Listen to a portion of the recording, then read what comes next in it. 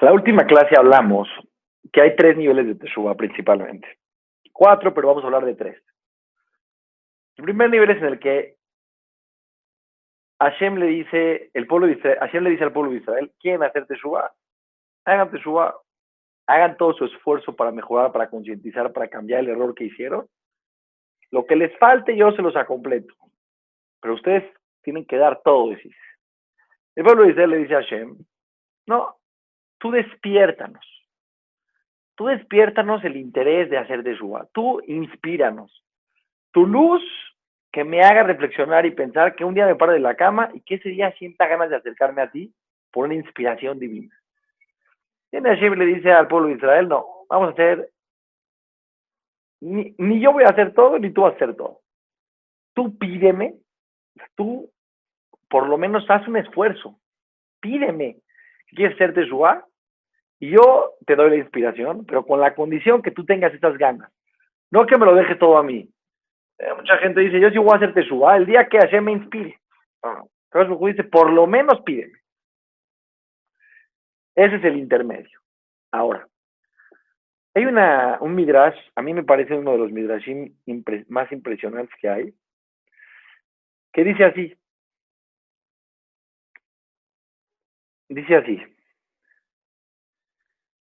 le preguntaron a la sabiduría, metafóricamente hablando, ¿no? ¿Cuál es el castigo de una persona que se equivoca en la vida? Y ahorita voy a explicar porque está muy interesante este concepto. Y él contesta, el castigo de una persona que se equivoca, que peca, es que lo van a perseguir a esa persona la angustia, los sufrimientos, el pecado lo va a perseguir. Ese es así tiene que hacer Teshuvah. Ese es su castigo. Ese es su castigo. Pero todos los profetas es otro ángulo. Hay sabios, la Torah dice que los sabios son más que los profetas. Pero todos los profetas, nivel de profecía, ¿qué se debe de hacer con una persona que pecó? ¿Cómo arregla o cómo es su consecuencia? Los profetas contestan, no. Pecó, pena de muerte. Pena de muerte. Pena de muerte, sí, pena de muerte. ¿Ok? Le preguntaron a la Torah, ¿qué opina la Torah sobre una persona que peca en cualquier cosa en la vida, que se equivoca? ¿Cuál es su arreglo? Contesta la Torah que traiga un corbán, un corbán hasham, era un corbán de un pecado que hizo, de una culpa, es decir, soy culpable, acepto mi culpa, trae el corbán y con eso es suficiente. Ya es otro nivel de consecuencia, ¿no? Los sabios, la angustia y el sufrimiento. Los profetas, la muerte. Y la Torah dicen, no es para tanto, que traiga un corbán, una ofrenda de culpabilidad, y es suficiente. Lo más interesante es que le preguntan a Hashem, ¿qué tiene que hacer una persona que pecó? ¿Cómo su castigo, su consecuencia? Contesta Hashem, dice Hashem, pecó, que haga Teshuvah, y con eso es suficiente. Que se arrepienta, que reconozca. ¿Qué es la Teshuvah? Reconocer, aceptar, concientizar, entender que lo que hizo está mal y tratar de no volverlo a hacer con una determinación profunda y verdadera. Y se acabó. ¿Se acabó? Se acabó. Está muy fuerte, está fuertísimo esto, está tremendo. Quiero que podamos entender juntos qué es esta discusión, dice Randel. ¿Qué es esta discusión de que la Torah dice así, que los profetas así, que los sabes que Hashem dice? Entonces dice, primero que nada, no puede ser que los profetas digan que merece la persona la muerte. Cuando vimos en la historia de los profetas, muchas veces el pueblo de Israel pecó y no era el pena de muerte el pecado, no era la consecuencia esa. Había una Teshuvah y que Dios los perdonaba. La Torah también. Tienes que traer un corbán, es la única manera de poder hacer Teshuvah, de ser tu consecuencia cuando una persona peca. Lo explica Rav Dessler, que cada uno tenía metafóricamente una idea tremenda, ¿no? Ahorita les voy a explicar lo que dice Rav Dessler, pero yo creo que también hay escondido algo aquí muy impresionante. ¿Qué es lo que yo veo que hay escondido aquí muy impresionante? ¿Cómo sentimos nosotros, cómo nos sentimos culpables los seres humanos cuando pecamos? ¿Y cómo nosotros realmente creemos que debemos pagar cuando cometemos un error? Y creo que estas cuatro contestaciones son cuatro contestaciones que están a veces en nuestra mente, todas o algunas o una de ellas. Hay personas que cuando se equivocan son tan severas con ellas mismas que sienten que merecen morir por el pecado que hicieron. Sí, por supuesto, no cuando se les cayó el vaso de agua, ¿verdad? Cuando una persona en la vida, hay veces hay pecados que la persona se equivoca en la vida, en ciertas áreas, que la persona se siente tan culpable, que la culpa es tan grande, que la persona siente que la única manera de pagar el pecado es muriéndose. Y él mismo casi se acaba la vida, se vive torturando internamente, se vive culpando internamente, hasta el nivel de que él siente de que merece morir. Hay personas que cuando hacen cosas que están mal, pueden llegar a caer en depresiones muy fuertes por el nivel de culpa que tienen, porque sienten que ya no tiene caso vivir después de lo peor y los seres humanos tan bajos que son.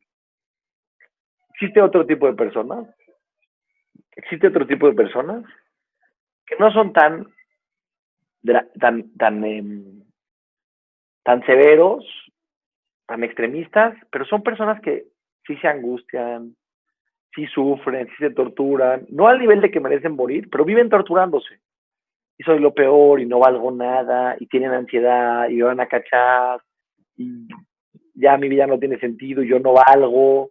No es que llegan al nivel de morir, pero sí se dan unos latigazos internos tremendos.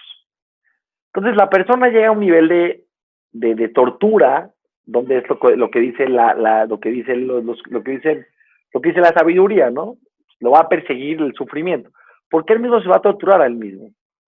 No estamos aquí hablando de algo externo, no estamos hablando aquí de que los sufridos van a perseguir a él por el pecado como castigo, no, estamos hablando aquí de que hay personas que cuando pecan se viven persiguiendo internamente con ansiedad, con angustia, con sufrimiento, se sienten mal, no al nivel de que dicen merezco morir, pero sí en un nivel de tortura interna constantemente, porque no se perdonan a ellos mismos el error que tuvieron.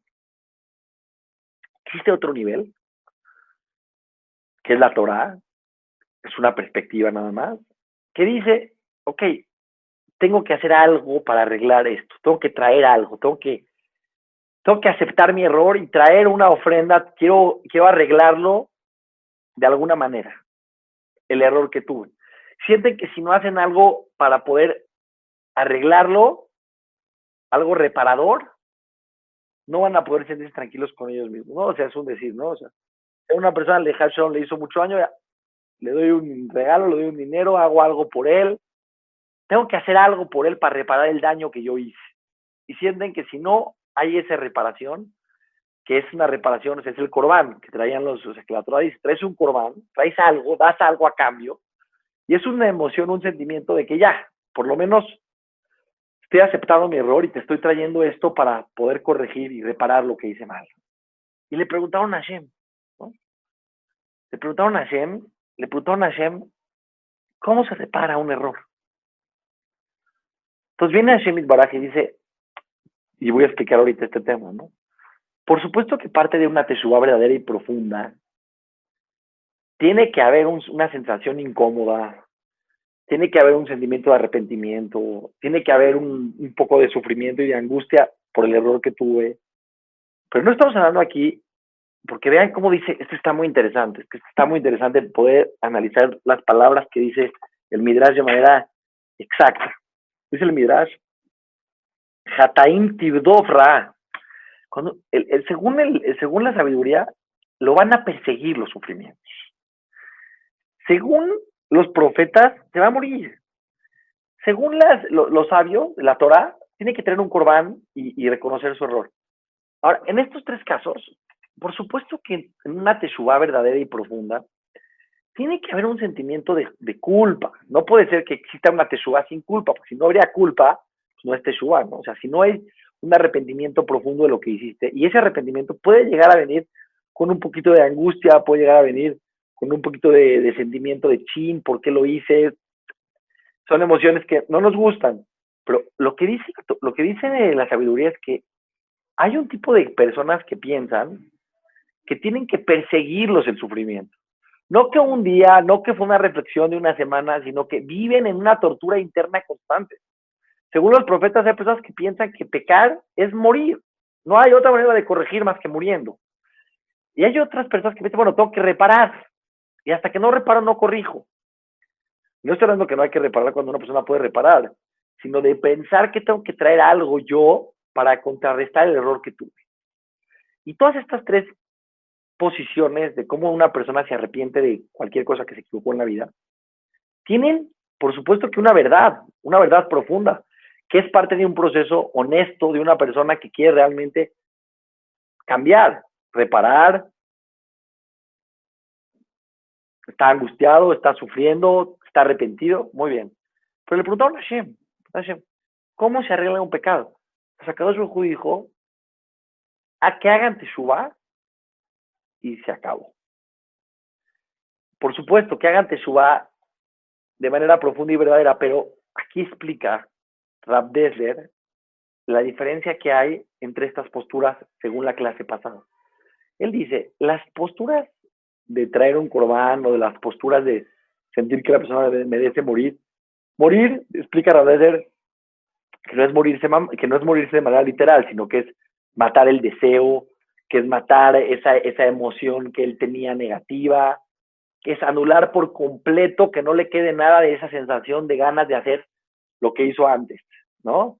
O según que el sufrimiento lo persigue, que se sienta tan angustiado hasta que reconozca, se sienta tan mal de lo que hizo y tenga ganas de reparar y de cambiar.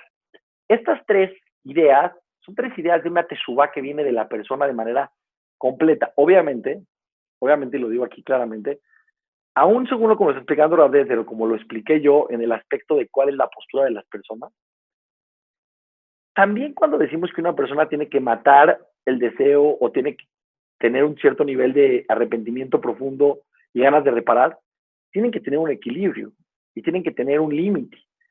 Si esto se vuelve torturador en tu vida, si se vuelve torturador esa idea de que te equivocaste en algo en la vida y te estás torturando todos los días, te estás devaluando, te estás haciendo sentir de menos y no puedes, eso ya no es teshuvá, ¿eh? Eso no tiene nada que ver con teshuvá.